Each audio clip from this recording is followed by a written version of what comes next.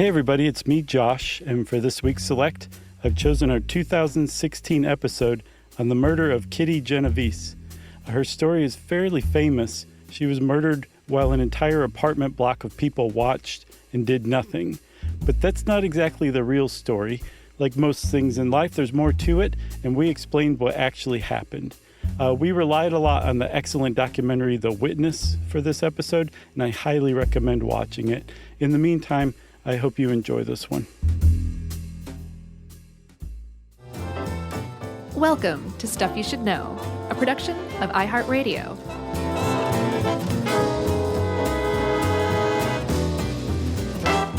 Hey, and welcome to the podcast. I'm Josh Clark, and there's Charles W. Chuck Bryant, and there's Jerry. So this is Stuff You Should Know, podcast. True crime edition, actually. Yeah. But so much more than just a single crime. Agreed.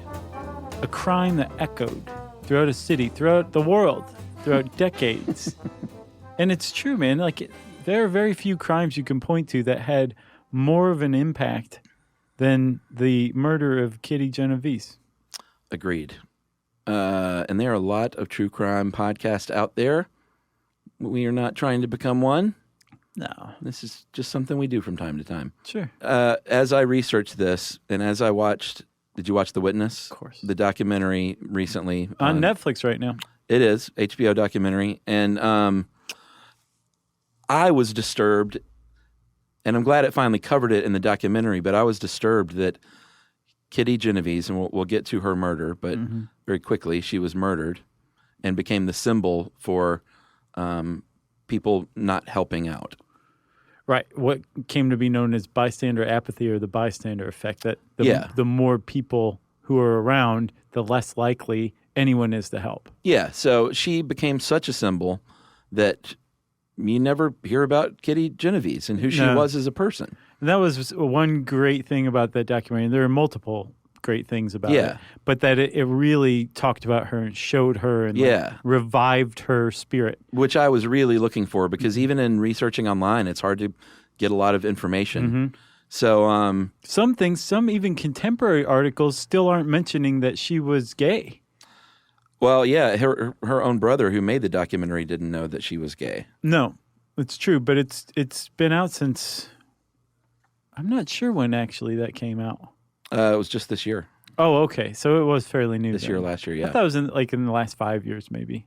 So, in honoring that, why don't we talk a minute about Catherine Genovese, Kitty. Yep. Born in 1935 in Brooklyn to Vincent and Renelle Genovese, Italian-American parents. And it's weird. I don't see... Oh, yeah. Rachel was her mother's name. She was Rachel Petroli at first. So they lived in Brooklyn, and she was very well loved in school. Yeah, she was like the leader of her clique. Yeah, and she was apparently a lot of fun and a good mimic of her teachers, and she was voted class cut-up in her senior year graduating class. She went to an all-girls school in Prospect Heights, and it was just, by all accounts, this vivacious, fun-loving, really sweet lady. Yeah. Or girl at that point. Her little brother, Bill, who ended up being featured in the documentary The Witness, was just in love with her. She was just amazing to him. They had a very special relationship. Yeah, I think she was about 13 years older than him. Yeah, quite a bit. Maybe 12 years older. I had a sister like that, and there's a very special relationship. There's none of that sibling rivalry. Yeah. They're not old enough to be your mother. It's just it's a unique situation to be a younger sibling and to be able to inherit like all that worldly wisdom. Yeah. And they're going through all their own things and their own struggles and their own travails, but to that 13-year-old younger brother, they know everything, and they're the coolest person walking the planet, and they're the kindest person walking the planet because they've lived long enough to like figure out some of the major stuff, you know? Yeah, even my own sister is only 6 years older, and we very much had and still have that relationship where, and she and my brother are great now too, but you know, when you're 2 or 3 years apart, there can be a little bit of the knocking of heads. But by the time I came along, I was like, my sister was 6. It was perfect. I was a little baby doll for her. Right. So anyway, that was very much the relationship that Kitty had with Bill. Mm-hmm. And it seemed like one of the older brothers always had a little bit of a she always liked him better kind of attitude. It seemed like everybody kind of knew like she liked Bill the most. Yeah, which I kind of felt bad for, but that's just those family dynamics, man. The thing is, whenever you do start to kind of talk about somebody who's died, especially someone who's died violently and young, it's easy to canonize them. Sure. Oh, yeah. Really put them up on a pedestal and forget their flaws. And of course, I'm sure Kitty had tons of flaws, but she didn't seem to have any from what I'm gathering that were, just terrible flaws or that made her like a bad person. She seemed like she was overall above average great person. Yeah, agreed. So New York was getting too dangerous for her family, they thought, to have all these kids. So they moved when she graduated high school to New Canaan, Connecticut. And she said, you know what? I'm staying here in New York. I'm 18 now. I love it here. She got married for a brief time to a guy, what was his name, Rocco? I don't remember his name. It's either Rocky or Rocco. And in the documentary, Bill tries to get in touch with him. He's like, because he found out she was gay and was like, we didn't even know this. I think Rocco can help shed some light. And he very respectfully asked for his own privacy. He said, my relationship with Kitty will remain forever a mystery. Yeah. It's like, that's an odd response. It was. I think he just didn't want to.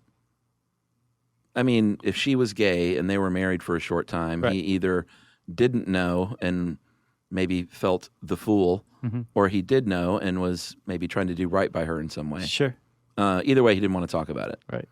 But she worked as a secretary for a little while. She was a waitress for a little while. Eventually, she was a bartender, and then became bar manager at a place in Hollis, Queens called Ev's 11th Hour. That is a great bar name. Well, and from all accounts, it was one of those wonderful neighborhood bars. Opened at 8 a.m.? Yeah, where the people were in there getting sauced pretty early in the day. Sure. And everyone knew everyone, and everyone loved Kitty, and she helped take care of everybody, but was very much an independent kind of firecracker of a woman. Sure. Drove a red Fiat. Convertible. Her dad used to tease her about, like, when are you going to find the right guy? She was like, I make more money than any guy I would go out with. I don't need that.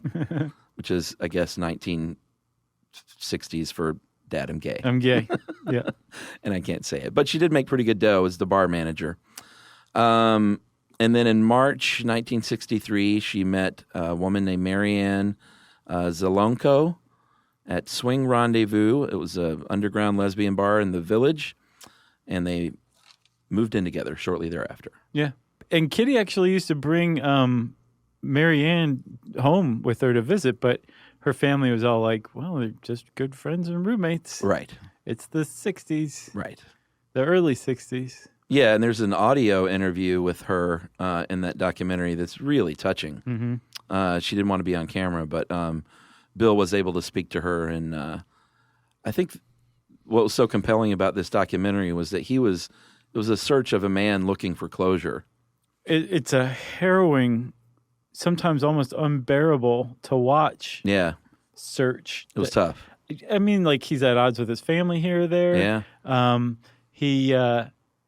He's just doing things where if you watch it in the context of the documentary and you just follow along the documentary, it all makes utter and complete sense. Right. But then if you stop and remove yourself long enough to be like, this is a documentary, which means this guy really did this stuff. Yeah. And there was a camera following him along while he was doing it. I was like, I couldn't have done half of it. Oh, I know.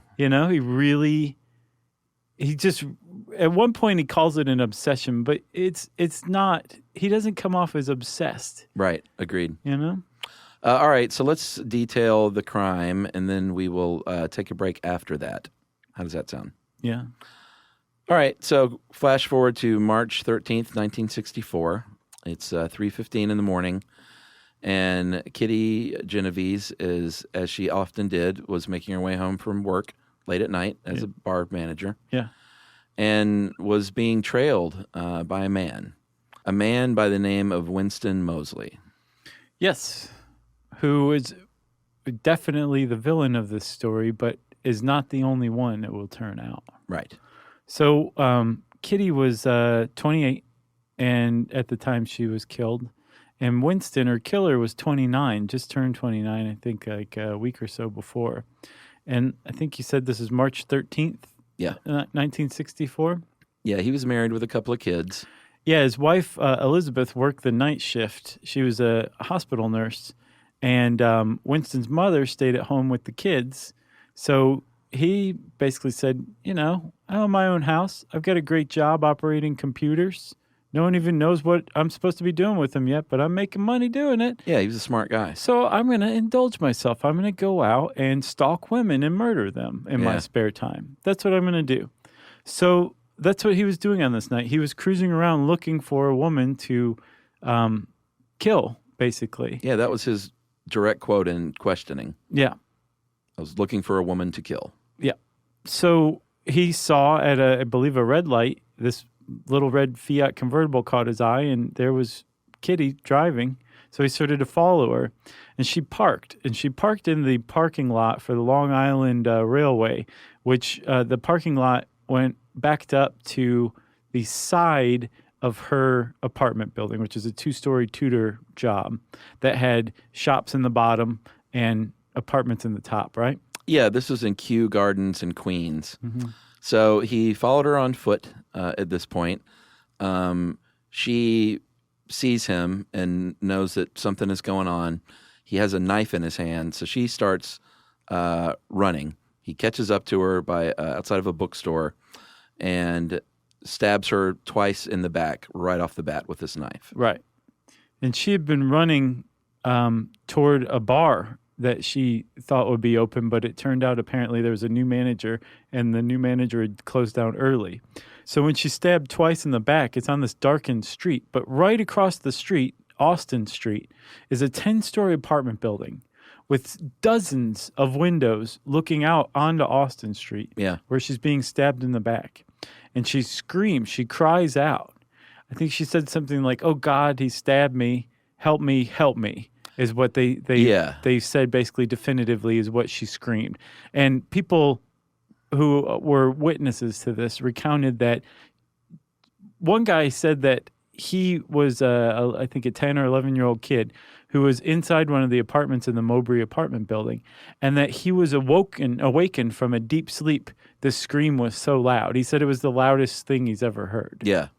So she screams, and a man living in the Mowbray apartment buildings opens his window. What's his name? Yeah, Robert Moser opened his window and screamed out, "Hey, get out of there. What are you doing?" And Mosley took off. Yeah. Took off running away. He's very frequently misquoted as having said, like, "Let that girl alone." But even by his own words, in his own testimony, he said, "Hey, get out of there." Yeah, at any rate, he scared him away. Right. So in between that time, about 30 minutes passes. Kitty makes her way around to the vestibule of her own building, right? Yeah. And goes inside the vestibule, and like you think the horror is over for her. She could probably survive these wounds. Right. Is in shock, I would imagine. Mm-hmm. And then Mosley went to his car, kind of checked out the building, saw that some lights had gone on, and reasoned to himself, no one's going to do anything. Puts on a different hat and goes back, finds her in the vestibule, and finishes the job in the most horrific ways you can imagine. Yeah, he stabbed her at least 12 more times. They think at least she was stabbed at least 14 times. He said he doesn't remember how many times he stabbed her, but he basically kept stabbing her until she stopped screaming. She was still alive. I saw that he attempted to rape her. I've also seen that he raped her. Yeah, I'm not sure which one's correct. Yeah. But at one point, and this is really important here, as he's stabbing her and she's screaming, in the vestibule, there's a staircase that leads directly up to a door. And behind that door lived a man named Carl Ross. And Carl Ross opened his door and looked down one single flight of stairs at Winston Mosley, stabbing Kitty Genovese, who was bloody. There was no confusing what was going on. And he closed the door, and he called his girlfriend, and his girlfriend said, don't get involved. Yeah. I'm worried for you. Just leave it alone. It's none of your business. And he did. He didn't do anything, at least for a little while. All right, so that's a good place to break here, and we're going to come back and talk about who saw and heard what and what they did about it right after this.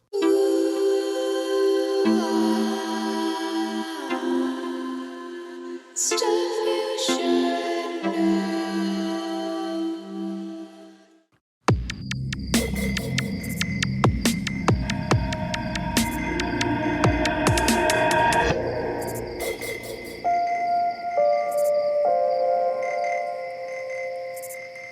All right, so at this point, Kitty Genovese is not dead yet, but dying in the vestibule. A woman did come down and was with her. Her name is Sophia Farrar. She's still with us. And she was a neighbor and friend of Kitty's. And so she went down there and apparently was with her as she passed away, tried to calm her down, evidently did calm her down, and likes to think that she at least saw a friendly face and that she was being cared for as she passed. Right. The weird thing is that is not mentioned. I guess we got to get into the New York Times now. Yeah. So after the murder, like the next day, the Times ran 4 paragraphs on the Kitty Genovese murder. It was not incredibly newsworthy at first because that year there were 636 murders in New York City. Yeah, and that was just one of them. Just one. But a couple weeks later, the city editor of the New York Times, a guy named Abe Rosenthal, who's a legendary journalist, was having lunch with, I believe, the police commissioner of the NYPD. And the commissioner said, did you hear about that Genovese murder? That's one for the books. 38 people standing around watched the whole thing. Nobody did a thing about it. Yeah, now you've got a story. Abe Rosenthal, legendary journalist, is like, thank you for that. Yep. Here's my Diners Club card. I have to go now and get this story done. So he did. He assigned it out to a guy. What was the original reporter's name? His name was Martin Gansberg. And they wrote on the front page, I shouldn't say they wrote, it was definitely all Gansberg, but he was assigned and definitely under the direction of Abe Rosenthal, like, this is the story. Yeah. 38 people stood around and did nothing. Yeah, the title of the article was 37, it was 37 at the time, 37 who saw murder didn't call the police. And basically the entire article and the entire narrative from that moment forward for decades was A, not about this woman at all, hardly. Right. She became a symbol. B, not necessarily even about the crime, but about the crime of these people who didn't, the crime of apathy for these 37 or 38 people. But it was very much misconstrued in the New York Times to the point where in 2004, they all but wrote a retraction with new information. Because the original article, they said, like, these people witnessed it. That is not true. Maybe only a couple of people might have actually seen anything with their eyeballs. The other 35 or 36 may have heard someone screaming. They might have thought it was a drunken couple in their neighborhood coming home from a bar. There might have been some apathy involved, for sure, for some of them. But to characterize this as 37 or 38 people witnessed this horrific crime and literally shut their doors and windows to it was not accurate at all. Right. They said specifically, well, the way that they put it was that the way the story read was that 38 people had watched this murder, which took place. They misreported that there were 3 attacks and that the man had been chased off twice and came back 2 more times. Yeah. But that this whole thing had taken place over 30 minutes, this long, prolonged attack, and that 38 people had just been sitting there watching it, doing nothing. And that is definitely a mischaracterization of what had happened. Like you're saying, for the most part, people were ear witnesses, not eyewitnesses. There were certainly not 38 eyewitnesses to Right. it. And most people weren't in a position to do much, if anything, about it, certainly physically. But I don't know if you could call it like a retraction, because the point that Abe Rosenthal, he never apologized for it ever. Even in the documentary he's interviewed. Yeah. He's like, this is great. I'm glad that it did what it did. Yeah, sure. The point is still there, that there was apathy in that there were two people who could have done something and they didn't. But then from what the other witnesses said, the scream was pretty clearly not a purse snatching and not a couple fighting drunkenly. Right. That it was a violent crime being committed on this woman, and people still didn't do anything. Yeah, they misreported possibly that no one called police. Apparently, perhaps up to 3 people called the police, although police logs showed only 1 call came in.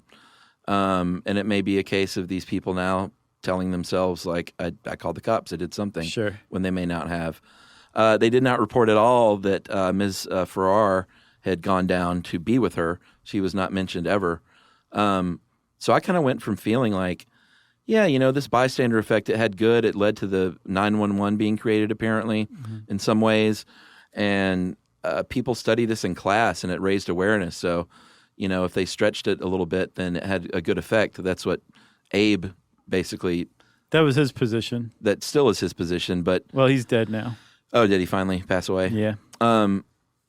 And then I finally came around and be like, no, the truth is what you should print. And if you're a reporter and you run a story, right, you should print the truth and not some sensationalized version of it to sell newspapers. No, absolutely. I agree with you. And I think the one thing that you can hang on Abe Rosenthal is that that story was definitely fashioned in a manner to be as sensational as possible, to shock and outrage the public as much as possible. Yeah. But I still think it's rooted in the basic fact that there was apathy involved, and that it possibly allowed Winston Mosley to finish the job, that Kitty Genovese might have survived had somebody done more than just sit up, look out their window, and go back to bed. Yeah. Or not even bother to look out the window. And like you said, Chuck, like this had a lot of impact, because the story comes out in 1964. And for 40 years, it wasn't until 2004 that the Times saw fit to like go back and really reinvestigate. Yeah. And they did. There's a great article called Kitty 40 Years Later, I think. And the author goes through and reinvestigates the case and really sets a lot of facts straight. But within that 40-year period, the effects that this murder had were just sweeping. It led to the establishment of 911. Yeah. It's a big one. Sure. And it created this whole field of psychology that looks into the psychology of crowds, and why we would just stand around. What is this diffusion of responsibility?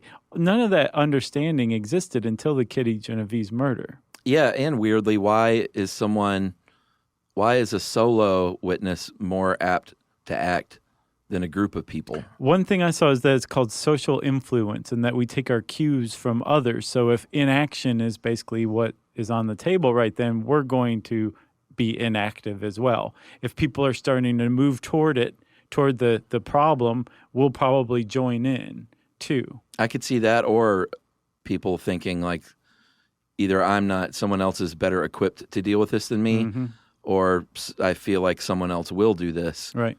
So I don't have to.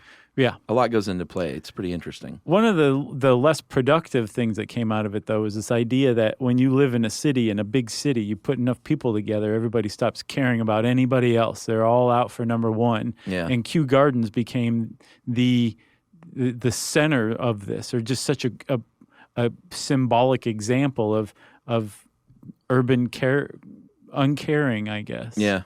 And Kitty Genovese became a symbol of that as well, and the need to do something, to act out, to help other people when you see them need help. All right, so let's take another quick break here, and we're going to get back into what happened to Mr. Mosley and the further effects of this crime after this.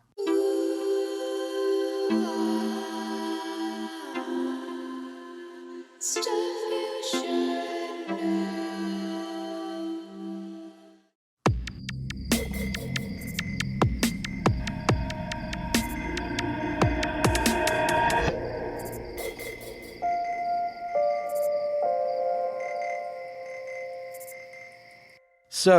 a week after this murder, Mosley was breaking into a house.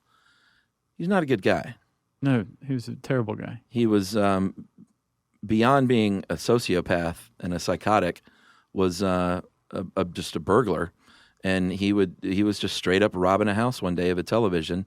And one of the neighbors saw this, called the cops. Cops came and arrested him. No, that's not true. What? The neighbor, here's the thing. This is the great ironic twist of the Kitty Genovese story. He went to a different neighborhood. He was robbing a house, and the neighbor said, "Hey, what are you doing?" And he started to run from the house. The neighbor chased him and tackled him and held him until the cops came. Oh, well, yeah. He called the That's how he cops. went down. Intervention. Yeah. But Not my point- apathy, intervention. Right. A week later. Yes. Okay. So at any rate, he calls the cops. He gets arrested and very, matter-of-factly says that he killed Kitty Genovese. And not only that, but he killed supposedly two other women, a woman named Barbara Kralik. Well, actually, she was a girl. She's only 15. And then a woman named Annie Mae Johnson. And apparently both of them had been sexually assaulted. And he was never tried for those, but he did plead not guilty by reason of insanity, which did not work. Was sentenced to death, and by luck of timing, was able to appeal, and the death penalty had gone away for most crimes in that time period. And he was resentenced to life in prison. Yeah, supposedly the prosecution had withheld some evidence about his mental state during his sentencing, so he was able to get it reduced. So he was hanging out, doing his time, and he was in Attica, I believe, and he had injured himself and was being taken to the hospital. And on the way there, he got the gun away from the guard who was escorting him and took off. And for, I think, 5 days, he basically, just the city of Buffalo was in mortal fear of the fact that the guy who murdered Kitty Genovese was now on the loose in their town. And they were afraid, rightfully so. He raped one woman. When the cops closed in on him, he got a hold of 5 people and held them hostage in a standoff that lasted for a little while with the FBI before they finally got to him. He was a bad dude. So they sent him back to prison, and they said, "You're not getting out of here ever." Yeah, he was later a part of the Attica prison riots as well. And the one lady that he killed, he burned her alive. Like, the family was upstairs. Yeah. And he broke into her house, raped her, killed her, and burned her alive in the home, and the house went up in flames. Right. So it sounded like he sounded like a true sociopath. Like, he had no, not that there was ever a reason for killing someone, but it was always just at random because he wanted to do that. That's a lot what it sounds like. It was a self-indulgence. So in the documentary, very powerful scene where the little brother of Kitty, who it's told through his eyes, interviews and sits down with one of the sons of Mosley. And it's just like, I mean, you cut the tension with a knife, obviously. It's just so, like, fraught with tension. And he had told his son that she was yelling racial slurs at him. He also said that he was just a getaway driver for some mobster, and the Genovese family was related to the crime mob family, the Genovese family. And none of this stuff is true. And the brother was just like, no, we're not related to that family at all. We have nothing to do with that. Right. And he just gives him a look when he talks about the racial slurs, like, come on, man, that's not what happened. So it was a really, really powerful scene of these two guys kind of working it out in a way. I didn't see them working anything out. Oh, see, I did. Which made it even worse for me. I thought there was some, between them, they kind of came to a nicer place. Oh, really? Than where they'd started. I did not catch that at all. Oh, maybe you skipped forward or something. Maybe. I was like, I can't take this Gotta fast forward. Well, the son was saying, like, I think, we need to move. Bill. No, the son of Winston Mosley gotcha. was saying that they needed to move on from all this. And then the brother was saying, I definitely don't, the sins of the father aren't the sins of the sons. Yeah, he said that. So, I felt like they were better off than when they started for having that conversation. I honestly did not catch that. Yeah. Well, regardless, Winston Mosley, after his first escape, his second little crime spree in Buffalo, he when he was captured, he apparently reformed himself, or he claimed to be reformed. He got a degree in prison. He wrote an editorial that the New York Times published where he basically said, I'm a changed man. Yeah. And everybody said, oh, look at that. It's just about the time your first parole hearing's coming up. This is great timing. He went up before the parole board, and they said no. Yeah. He went up before the parole board again. They said no. He went up 18 times. When 18 times the parole board said no. Yeah. I think the last one was just a couple of years before he died, but he died in 2016 at age 81 in prison. Yeah, and the brother tried to get an interview with him, and he said no, that he didn't want to be exploited anymore. Mm-hmm. And you could just feel this brother's pain of like really wanting to try and to talk him into it again. And basically the people that were the go-between were like, yeah, you can try. We can't keep you, but he's not going to change his mind. Right. So he never got that interview.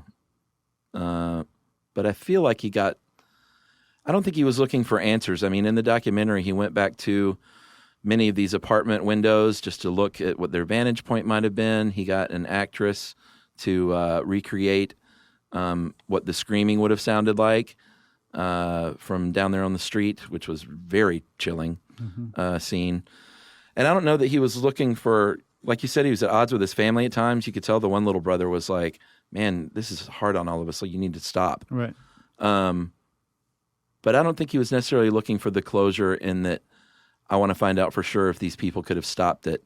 I think the closure comes more in the journey of learning about his sister and learning as much as he can about this case. Right. It's really interesting. It was very interesting. That 2004 Times article and then now this documentary has definitely exonerated Kew Gardens as a whole. They've said, no, there's way more nuance to this. There's way more. Yeah. But two people that have not been exonerated are a guy named Joseph Fink and a guy named Carl Ross. Carl Ross was the guy who lived at the top of the vestibule who opened his door. Yeah. The ironic thing about Carl Ross is if you notice it says 38 witnesses, 37 did nothing. The 30 that last 38th witness that the Times is referring to was Carl Ross. They said he's the one who called the police. Well, he called the police like long after Kitty Genovese was dead. Oh, yeah. Yeah. So he was actually, I don't want to say celebrated or whatever, but he was exonerated initially by this Times article when it turns out that he was one of the two people who could have done something and didn't. The other one was Joseph Fink, who saw the initial attack from his vantage point in the elevator. He ran the elevator in the Mowbray apartments across the street, and he apparently saw what was happening and left his elevator and went to bed. Yeah. And that was that. But again, it seems like the overall feeling is, okay, other than those two guys, everybody else is fine. I just disagree with that. I think that there's a lot more that people could have done that didn't. And I don't think I just don't think that everybody's off the hook for that. Yeah. Yep. You got anything else? No, man. If you want to know more about Kitty Genovese, just search the internet. There's a lot about her. But be careful what you read because it's all over the place, frankly. And since I said internet, it's time for listener mail. Fish fraud follow-up. Hey guys, I recently began a job as a marine fisheries observer. Nice. For the Department of Fish and Game in the Bering Sea. And just listen to your fish fraud episode. Each season, a percentage of vessels, fishing here at least, are randomly selected to have an observer on board to monitor the operations and bycatch that come up in their pots or nets. The presence of an observer is admittedly a bit of a drag for this fisherman who have to put up with us skinny nerds. LOL. he typed that. Sure. We are generally a great deterrent of any mischief at sea, but from what I have seen, most of the fishermen are real sharp, honest folks who know what they're doing. Of course, this is only a small portion of all the vessels on the water, and it isn't going to solve that problem by any means, but I thought you'd like to know that there is some coverage on fishing vessels and processors. Thanks for all the laughs, my dudes. And that is from Kevin Alexandrowitz in Olympia, Washington. Thanks a lot, Kevin. Had no idea. Did you? That these people did that? That there's basically like a Sky Marshal program fighting fish fraud on the high seas. Yeah, we talked about that. We did. Yeah. I don't remember that. Yeah, we were just like, it's just so infrequent and random that, you know, what good is it doing? And it sounds like he agrees in some ways. I guess so. But still, have fun out there on the high seas. Don't get seasick. If you want to get in touch with us like Kevin did, you can send us an email to stuffpodcast@howstuffworks.com. And as always, join us at our home on the web, stuffyoushouldknow.com. Stuff You Should Know is a production of iHeartRadio. For more podcasts from iHeartRadio, visit the iHeartRadio app, Apple Podcasts, or wherever you listen to your favorite shows.